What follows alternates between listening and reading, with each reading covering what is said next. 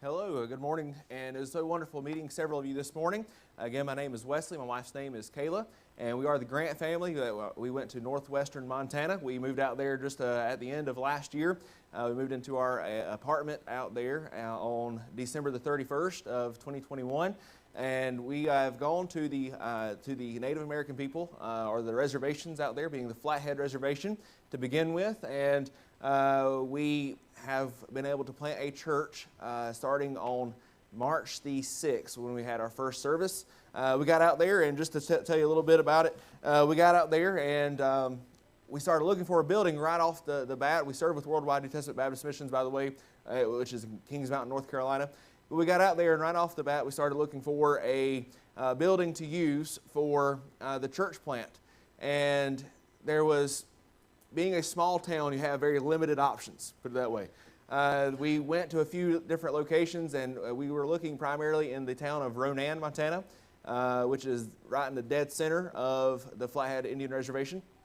And we looked at several different buildings and kept on calling around about different ones, and one was, say, $5,000 a month, and then another one was like $3,500. And getting started as a brand new church plant, you just can't really do that. It's just not really all that possible.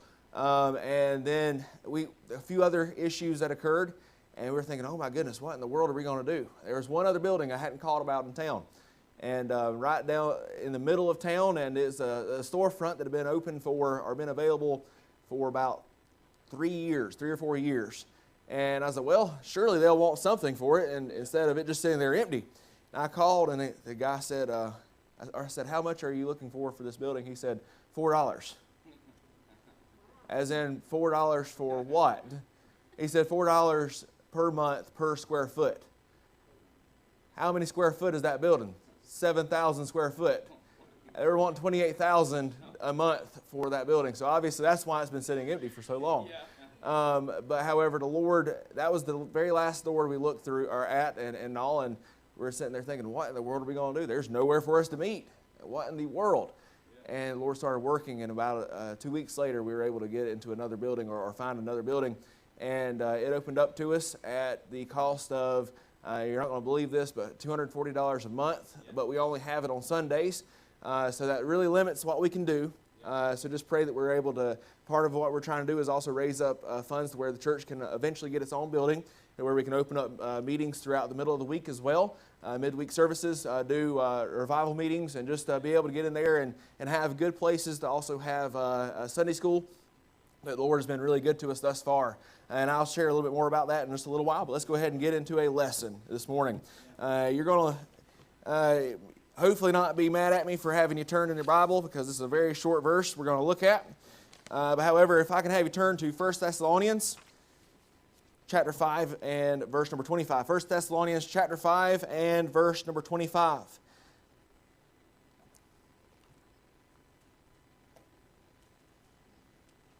And this will be the only verse we're looking at for Sunday school this morning. 1 Thessalonians 5:25. Very short, very simple verse. The Bible simply says, brethren, pray for us. Brethren, pray for us. So this right here, it's good that we get context of what's going on here. 1 Thessalonians was written in approximately 52 AD, and it was penned down by Paul and Silas and Timothy after Paul's second great missionary journey, but it was before his third. You may say that Paul was an apostle, but however, by all definitions and all, if you were to study into it, everything that around Paul was also pointing to that he was very much a missionary as well. And this leads us to a question. You may think it's kind of crazy to bring up this question, but simply, what is a missionary? What is a missionary? A missionary is a person that is sent on a religious mission by God to make disciples or followers of Christ, just as Jesus Christ was sent of God. As I said, Paul was an disciple or an apostle, but he's also a missionary. In the context of this verse, he's looking back to Thessalonica and sending this message back to Thessalonica, the church at Thessalonica, saying, look, we're doing some things out here, and I need you to pray for us. And as we've been traveling around, and we've spoken in hundreds of churches along the way in the last several years, there's one question that has really been the most prevalent question, is people coming up from churches saying, how can we pray for you? How can we be a blessing in prayer for you and your wife? And this really led me to start thinking and pondering on some things. And I was able to, with the help of the Lord, come up to 10 different areas specifically that you can pray for your missionaries. 10 different areas. And if you're taking notes, this would be a great one to do that on. But just some things that many church members have never thought about to even consider praying for a missionary, but they are very helpful in prayer. Number one, pray for the missionaries' protection. Pray for the missionaries' protection. Pray that the Lord would protect and provide the missionary and his family's safety while they are on deputation, while they're going to the field, and while they're on the field, and then even while they return home for furlough.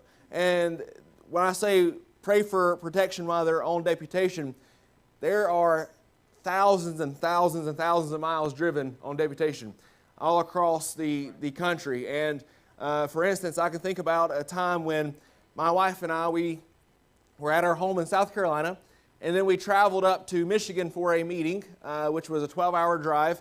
From Michigan, our next meeting was in Montana, and we had a few meetings for about a month out in Montana. Then our next meeting after that was down in just outside of Denver, Colorado. And then we went back home, and shortly after that, we were driving back out to Oklahoma. And then went back home for a little while and drove out to Texas. There is a lot of driving. So it's very obvious that something wrong could happen while driving. There could be, as we all know, people are crazy out on the roads. People are absolutely insane, and no one knows how to drive anymore, it seems. So just pray for the missionaries' protection while they're driving to all these meetings. Pray also for their safety as they're going to the field. And when I'm thinking about this, I'm thinking about one missionary that I know in particular. He is off the field now. He served in Mexico for a little over 10 years. But as he and his wife were traveling down, they drove into Mexico. There's a lot of cartels and a lot of mess right along the border, right near the border. Before they made it from where they lived in North Carolina, going to where they were going to live in Mexico, they got stopped. I think it was 3 or 4 times, got mugged 3 or 4 separate times on the way. They had a big Suburban, I think it was, and it was absolutely packed out with things that they needed. And by the time they made it to their destination in Mexico, they had nothing left in the Suburban, except for just them and the clothes on their back. So pray for protection. There's other situations that can cause this as well. And then pray for, as I said, pray for protection while the missionary is on the field. This goes for any missionary, really, but however, there are certain areas that obviously around the world that are more dangerous for a missionary to be than others. There are certain countries that a missionary can go into that is just absolutely dangerous and could be a threat to their life simply by being there and having the gospel. I think about some missionaries that my wife and I know that what they do, their whole ministry is to go into areas like South Korea and areas surrounding China and North Korea. And what they do is they go right up to the borders of these places, and they go directly into China because you can still get in there, and they smuggle Bibles in. And one story that they told us, to get Bibles into North Korea, they actually have made up kind of like a makeshift slingshot. They wrap bands around their feet and put the Bible in the bend of it, pull it back, and shoot it over a river into North Korea. And there is different patrols that go right along there, and they were almost caught one night doing that. And to my knowledge, they haven't been detained yet or been arrested yet. But however, that threat is ever present. And then thinking about other missionaries that are in Muslim nations, no matter what you may see on the news, no matter what you may read, saying that the Muslims are a peaceful people, if they are truly following their Quran, they are not a peaceful people. If they're truly following their Quran, their whole objective is to kill what they call the infidel, which guess what? That would be us, and that would be missionaries. So pray for the missionaries that are going to these areas. And then moving along to point number 2, pray for the missionaries' penetration. Pray for the missionaries' penetration.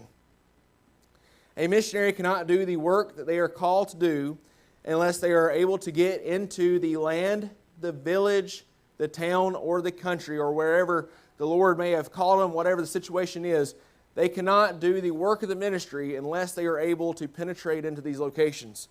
They must obtain, in many cases, case-specific paperwork to go or to be granted access, and we need to pray for them that they will be able to get the clearance that they need to go into these areas, and then that they will be accepted once they get there, because you cannot minister and you cannot witness to a group of people until you are at least somewhat accepted by the group of people.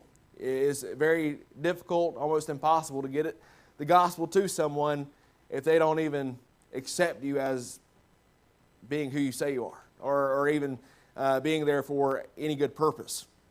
And then thinking about this as well, another missionary that my wife and I know, they were going into the country of Denmark. They were going to the country of Denmark, and the country of Denmark is very difficult to get into. It's very, very closed off as far as paperwork. There's a bunch of hoops to jump through to be granted access into Denmark. And they tried to go in on a religious visa, but however, they got shot down on that immediately. They couldn't get in there.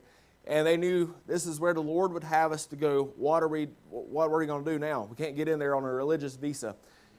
They were able to find a loophole and go around the system basically in a manner of they were able to get a visa as humanitarian aid, because they were going in there, and part of what they were planning on doing is helping the local populations that were poverty-stricken get food and all that kind of stuff. So because of that little bit of their ministry, what they were planning on doing, they were able to get a visa as a humanitarian aid.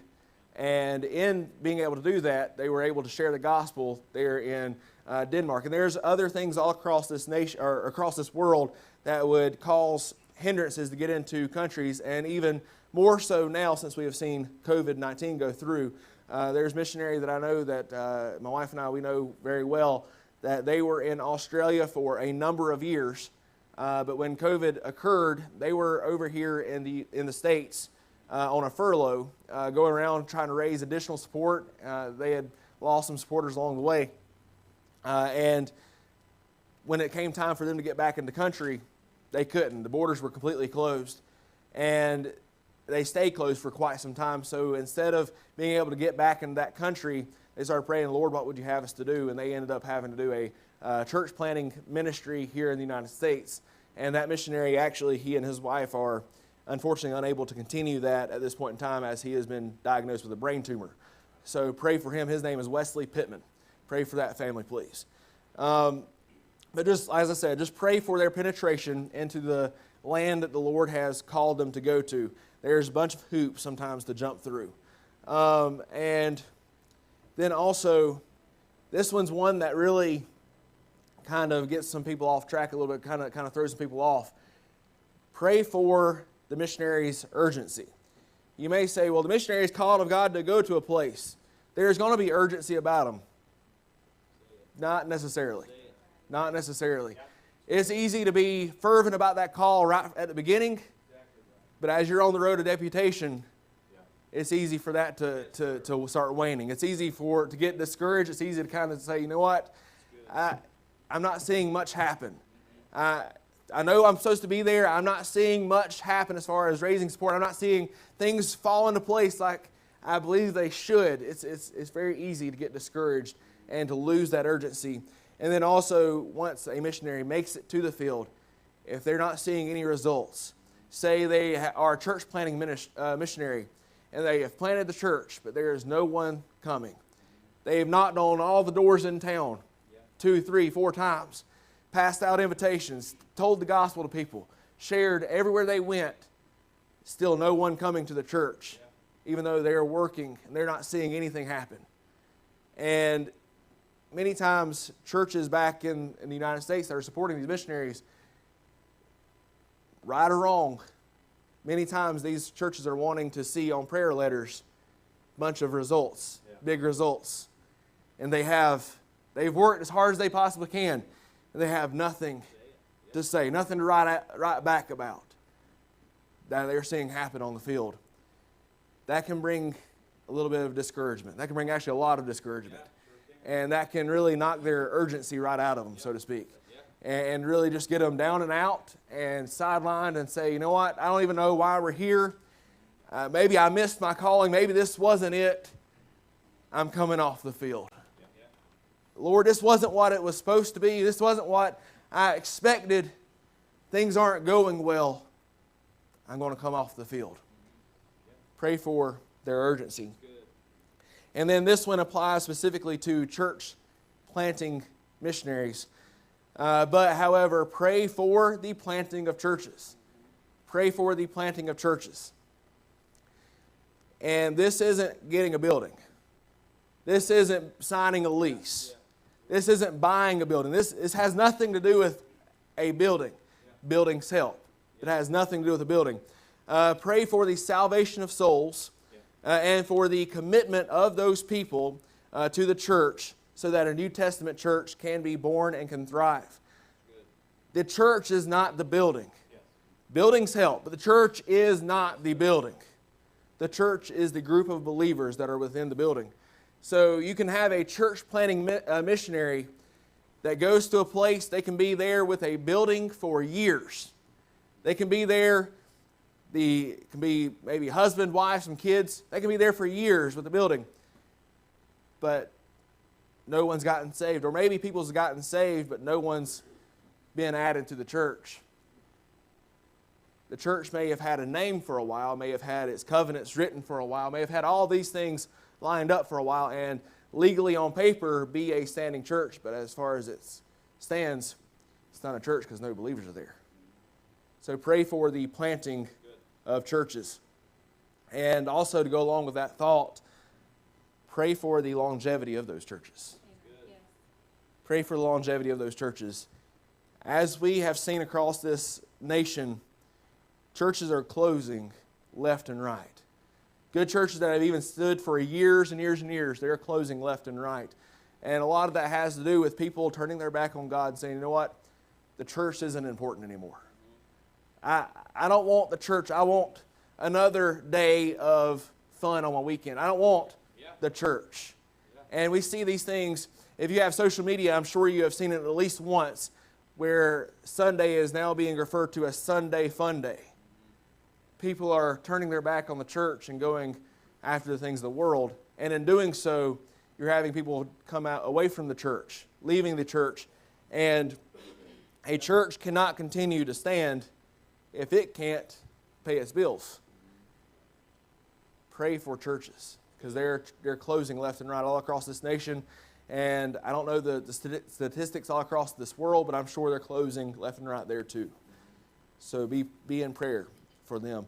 And then also, this is one that is commonly overlooked. Pray for, if the missionary has children, pray for those children. And take a moment to put yourself in the children's shoes. Take a moment to look at it from the perspective of a child. Pray for them that they'll be able to adjust to their new home. Many children, they were born and they grew up in the same place, and that's all they know. And change can be difficult for children, especially. They don't necessarily completely process or completely understand everything that's going on. They don't exactly know why mom and dad are uprooting them out doing that, and why they now are all of a sudden having to sit in the car for hours and hours on end and never in the same place for very long on deputation. And then they don't understand why they're having to move and live in a place so far away from family and so far away from home, and not having things that they would normally like to have. One thing that I know, at least back on the East Coast especially, Little children love to go, and they think it's amazing to go to a fast food restaurant called Chick-fil-A. Sure, you've heard of it. They love it. They live to go to Chick-fil-A, it seems like, little children. But guess what? Chick-fil-A isn't in a lot of these other nations. Guess what? Chick-fil-A, if it's a home-based U.S. Missionary, Chick-fil-A isn't in the U.S. And different things like this can grow a sense of anger from that child to their parents. And I have known missionaries to have to come off the field because their children started started resenting the ministry, started just hating being where they're at, started just rebelling against mom and dad because of what has occurred, and mom and dad have to take care of things and get that children kind of reined in, and part of all this, they end up having to come off the field.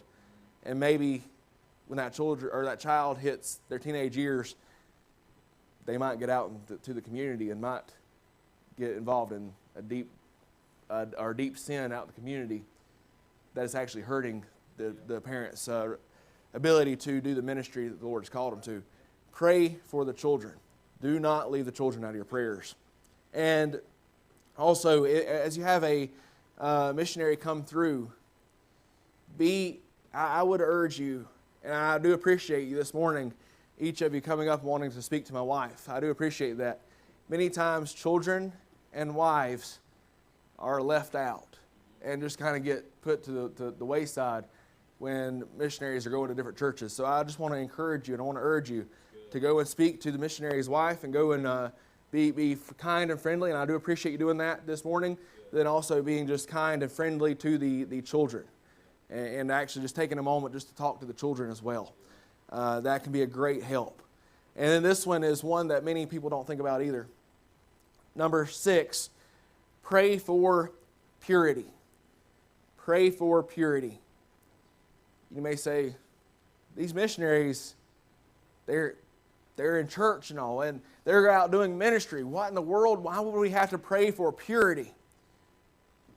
Pray that the missionary would be delivered from temptations and remain pure and upright as he and his wife, or if it's just a single lady missionary, as she is doing the work that God has called them to do and be an example to the community. And who knows in here that sin is a lot easier to fall into when you don't have your close Christian friends nearby. When you lose your connection and your ability to talk to your close Christian friends or just have that fellowship, it's a lot easier to end up falling into sin. When you get out and things get discouraging and things aren't happening the way that you had imagined them happening on the field, it's a whole lot easier to get discouraged and say, you know what, I don't know if the Lord's really with me. And in those times, that's when the devil can rear his ugly head, and he can have his will and his way at that point in time. And it's at those points in time that a local lady will come by and entice a man, and they'll fall into sin. It's at those times that they'll be out and, oh, that alcoholic drink looks so good over there, and it's offered to them, and they fall into that sin, and they start losing their reputation, start losing their testimony in the community the Lord has called them to go to. Purity is something that we must pray for missionaries. And I've known of missionaries to go to the field and because of different circumstances going on, get discouraged and end up, unfortunately, falling into sin because of that. So pray for their purity. Number 7, and I've already touched on this when I asked for prayers for that missionary Wesley Pittman because he got a brain tumor. But pray for a missionary's health. Pray for a missionary's health. Pray that the missionary and his family would be delivered from various illnesses that they may come in contact with, that their bodies are not used to and that they do not have a built-up immunity to. Thinking about this and being that my wife and I were going to the Native American reservations, this is a ready thought in my mind. Why did a lot of the natives die when Europeans came across? Because disease came in with the Europeans. They were not prepared to defend their immune system wasn't built up to. Excuse me. Same thing can happen when missionaries go to foreign fields. There's a bunch of things that we don't have here in America because America is not a third world country. America has a lot more cleanliness in areas that some countries simply cannot do at this point in time. They have no resources to keep certain things clean and all. And part of that is food. Thinking about a missionary family that is in mine and my wife's sending church in South Carolina, they've been off the field for several years now, but they were missionaries to the country of Bolivia, South America. And Bolivia, South America is a third world country. And as I said, the cleanliness is not exactly there. They were invited to go to a family's home for a meal, and this family was offering them the best that they had, the absolute best that they had. But however, this meal was cooked with the water that was right out of the stream outside that also other animals have to go and use, and different contaminants get into the water. It's not purified in any form. So it's cooked with that. And then this family only had one bucket. Literally one bucket. They had no bowls or anything like that. They had one bucket. That one bucket had to serve as, and I'm not trying to be gross or anything, that one bucket had to serve as their toilet, had to serve as taking care of the animals that they had, and then also was the bucket that they had to use, because it's the only bucket they had, to mix their food in. And the only kind of washing it got was taken out to the stream and water in it and just kind of shaken around and dumped out. They had no soap. Cleanliness wasn't there.